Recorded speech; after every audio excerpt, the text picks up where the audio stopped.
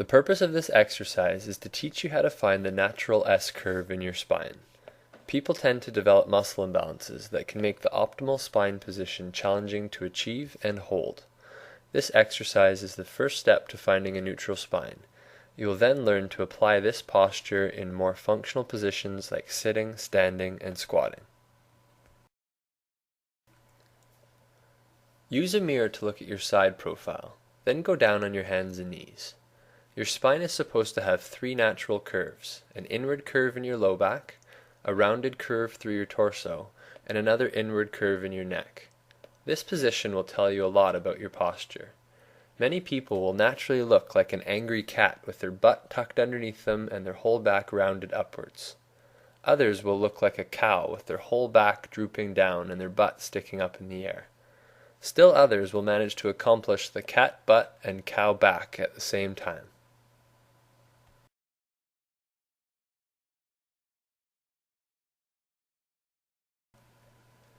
You should be able to create a neutral spine, which means creating a natural S-curve from your tailbone to your skull, as opposed to a big C-curve.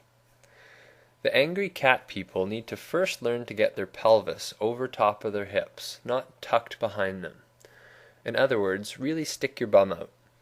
To do this properly, you need to learn to use your hip flexors and lower stomach muscles by trying to pull your pubic bone down and backwards towards the wall behind you. You should feel your sits bones spread apart and some tension develop in your lower stomach.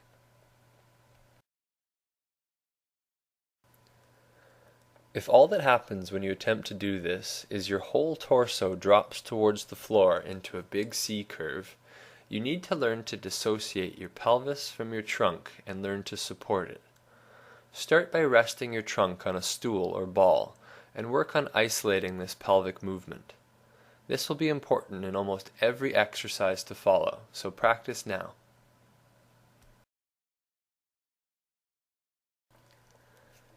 Keeping your pelvis still with your lower abs and hip flexors, now try to draw your lower rib cage up to the ceiling. Taking a deep breath into the sides of your ribs may help. This should create a long, gentle rounding from the upper part of your low back to the base of your neck.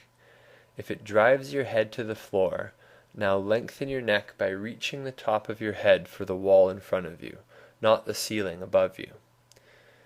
You want to attempt to get the base of your skull as far away from your tailbone as possible.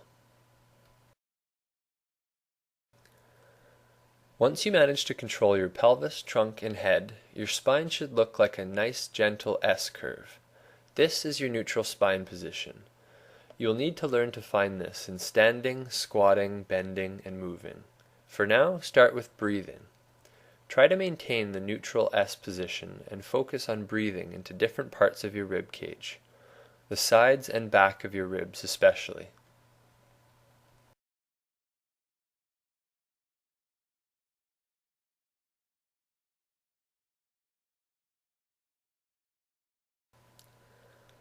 Hold this position for 30 seconds, then stand or kneel up to give your wrists and neck a rest. Repeat as many times as you need until you have a feeling of how to achieve this neutral position without having to look into a mirror. Once you've got it, move on to the 4-point rockbacks.